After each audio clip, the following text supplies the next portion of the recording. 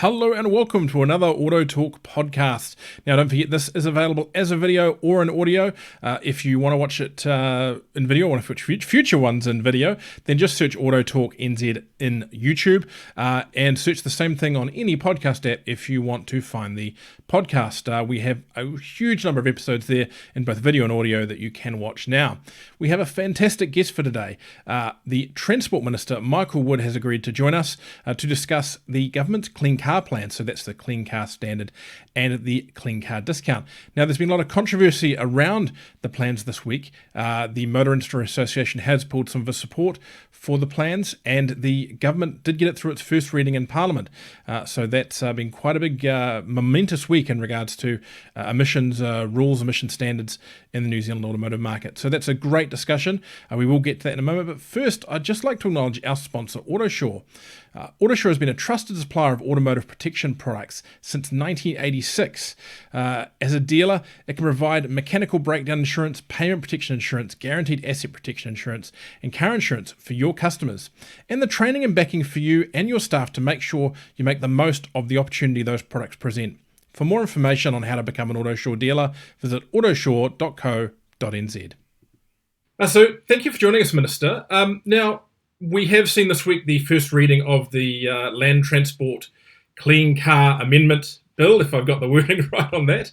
Are you pleased to finally see the legislation pass its first reading? It feels like this project has been around for a very long time. Look, I am pleased to see the legislation moving forward. And you are right that these issues have been talked about for a while, going back to the time of the previous government. We were really clear when we came into office that we thought it was important to move forward with these issues. So I've been working hard with officials and with the sector over the last 9 months or so to get the legislation into shape so that we can now move forward with it, give everyone some certainty, and actually finally start to make some progress on these issues that we've been ignoring, quite frankly, for decades in New Zealand. That's what's led us to having one of the dirtiest fleets in the OECD, and we need to change that. I'm really pleased that we'll now be able to get the legislation moving forward, and there'll be a good opportunity at Select Committee for people to have their say and for us to consider what those views are. How late in the piece was the decision made to defer the commencement of the various plans? Look, relatively recently, and that's been simply put one of the flow-on impacts of COVID. We effectively lost a month of parliamentary time. The intention was to introduce the bill last month. That would have enabled it to progress through Select Committee and be finalised before Christmas with a 1 January implementation. The fact that we lost that time, and then we have the Christmas break coming up over December, January, means that we do need to push the bill into the new year. We could have really grabbed it by the throat and rushed it through between now and Christmas, but that would have meant doing things like using urgency, really cutting back on the Select Committee time, giving ourselves less time to consider the public's views. And I was really clear that I wanted to do this properly because I think it is an important piece of legislation, and we do want to listen to make sure that we implement it as well as we can. I mean, was that particularly important considering there is a lot of consternation between the government and the industry over how this system, both sides, the Clean Car Discount and the Clean Car Standard, though particularly the Clean Car Standard, will work? And I mean, in general, are you concerned that the level of issues and debate still going on with the industry about this work plan? I think it's important to note that there are different views in the industry, and certainly we have some players in the industry who, particularly around the Clean Car Standard, have got some real concerns and frankly some fundamental objections to it. But actually there are many others in the industry who are saying it's about time that we moved on these areas, that we've been pussyfooting around for too long and that we need to actually have some clear direction. Let's remember we're one of only 3 countries in the OECD that doesn't have a clean car standard in place, the other 2 being Russia and Australia. So this is not an uncommon tool that countries around the world use to ensure that their fleets are reasonably clean. It's why we have one of the dirtiest fleets in the world. If we do nothing, if we don't change anything, we'll keep up with that outcome. So look, I do understand it's a major change for the industry. That does mean that there are some concerns.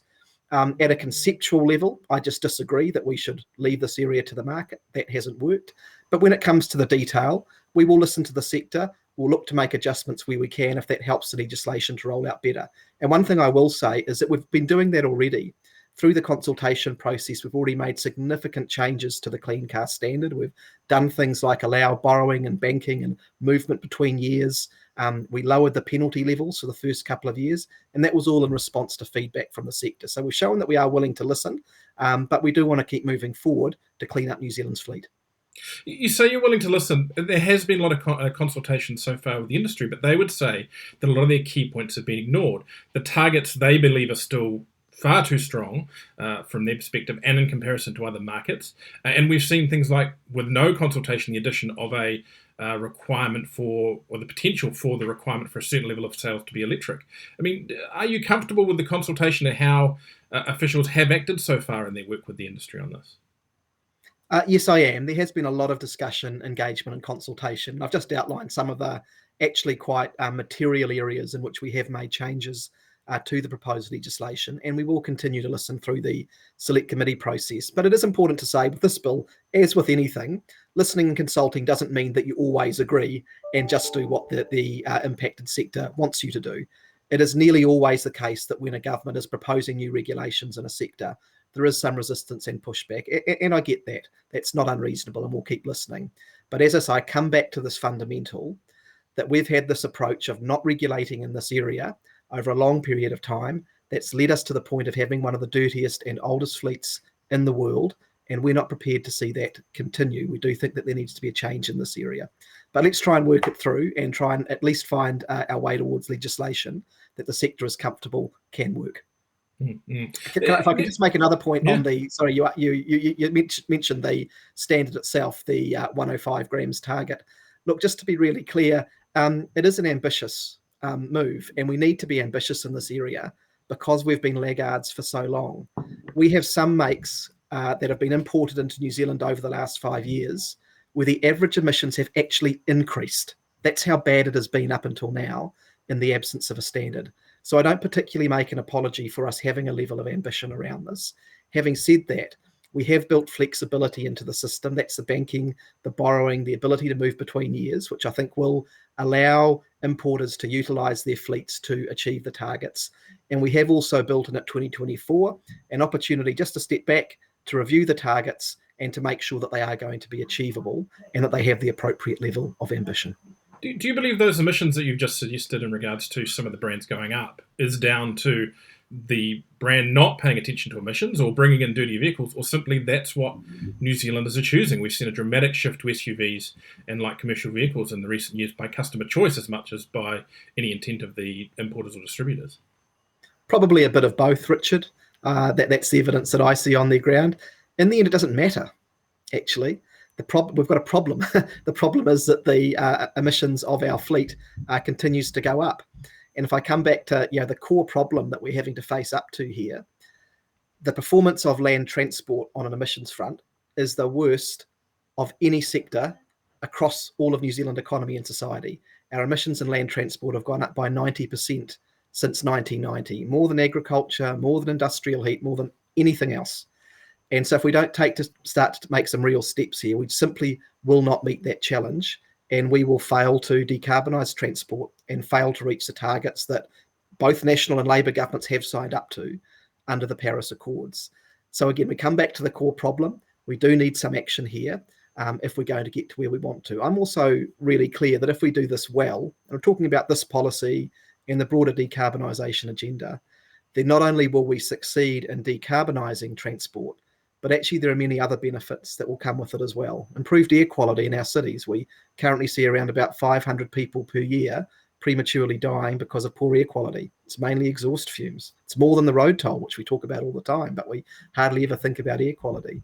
It certainly will, in the medium to long run, help Kiwis to be able to run vehicles at a cheaper cost. There's an average lifetime savings of around about $7,000 to $8,000 over the lifetime of a clean vehicle compared to a dirtier vehicle. So there are many other benefits that we can get to this when we get from this as we implement a regime that brings in cleaner vehicles.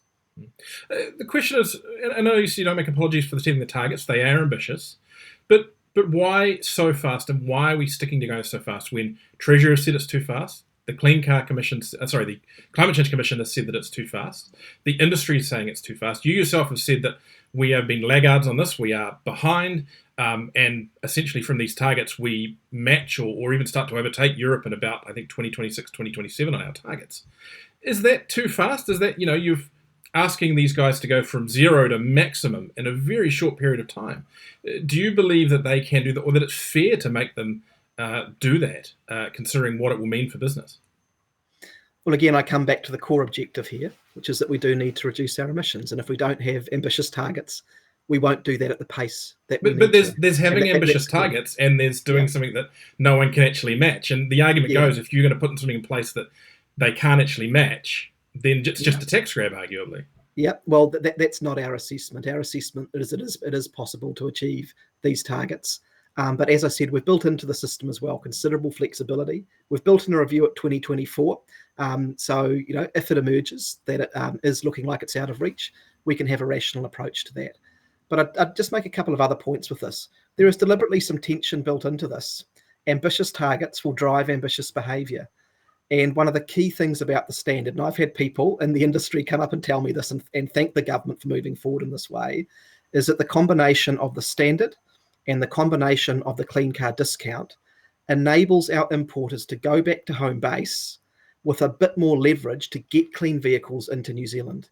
There are currently clean right-hand drive models that we don't get in New Zealand that other right-hand drive markets have access to. And our analysis is that a part of the reason for that is that our importers have had no tension in the system, no ability to go back to their home bases and actually get the cleanest vehicles here. We're now giving them the tool to do that. And I'll also be really clear here that we're setting the landscape up. We do want the market to respond. And I think that players in the market will respond. There'll be existing players who do, but if existing players don't, I'm really clear that I think that new players will come in and they will respond and provide Kiwis with the clean vehicles that New Zealanders want. Is that the market telling you that, or is that officials telling you that? Because, look, there have been some accusations that currently there have been concerns about Ministry of Transport officials, particularly working on this project, not having any experience in the motoring industry or any detailed insight. And these are the words of people, leaders of the industry, not my own. Do you think that's fair? And do you think that there has been enough actual insight from officials in regards to what the market can do? Look, I don't think that's a fair criticism. I think we're in a situation where we are looking at a real change in the regulatory landscape. We've got to be careful about saying the industry says, because to be really clear, my understanding based on conversations is we do have some people in the industry who have concerns in this area. We have others in the industry who are actually really supportive of some or all of these changes as well. But when it comes to the officials who have been working on this, I have a real level of confidence with them. I meet with them regularly. They are tasked to engage with the industry. Actually, most of the feedback that I get from the industry is that even though they don't always come to conclusions that everyone agrees with, that they do acknowledge the degree and the depth of the engagement that has been occurring. So I'm confident that there's good advice to base these policies on. This one's a bit of a technical question, I guess, that will be core to people who are working or on the project from a MIAVA perspective. A lot of the work around this legislation is regulation-based, so we don't actually know exact detail as yet. Do you expect to have some of that regulation in place, or at least in draft form, for the industry prior to consultation on the bill itself? Look, officials are working on the regulation at pace. Some of the exact timeframes aren't quite in place just yet, but we'll be working to make sure that we have as much engagement and consultation around those regulations as we can before they come into effect. And again, I'll just stress, we've deliberately made the decision not to rush this process before Christmas, but to give us a little bit more time before we implement from the 1st of April, to give ourselves the ability to have a good select committee process on the ledge, but also to have as much engagement around the regulations as possible. I do believe that is important. The government's argued that the most vulnerable people in New Zealand, or lower socioeconomic parts of the country, won't have to pay more for their vehicles under this plan. Can you explain how that's going to happen? I mean, how they will save money from, or not spend more money from something that will essentially, in most cases, add something to vehicles coming into the country? Well, the very clear analysis that we have received, and not just theoretical analysis, but analysis as to what has happened in overseas markets where standard and discount policies have come into effect is that the overall net impact of these policies is actually positive from a distributional point of view. And that is because one of the biggest impacts on a household budget, particularly the household budgets of lower income families, is the money that people spend on running their vehicles. And so that if in the medium to long run, we clean up our fleet, we bring in a more efficient fleet, which is much cheaper to run, that is hugely positive for our lower income households. And as I say, the average number that we work to is around about a $7,000 to $8,000 saving over the lifetime of a vehicle. So that's really important to note. Obviously, there is an impact in terms of the transition of the fleet with the upfront cost. And that's what we're trying to deal with the clean car discount. So that's why we've packaged these two things together. The standard on one hand gives the incentives and the tools for importers to bring in cleaner fleet.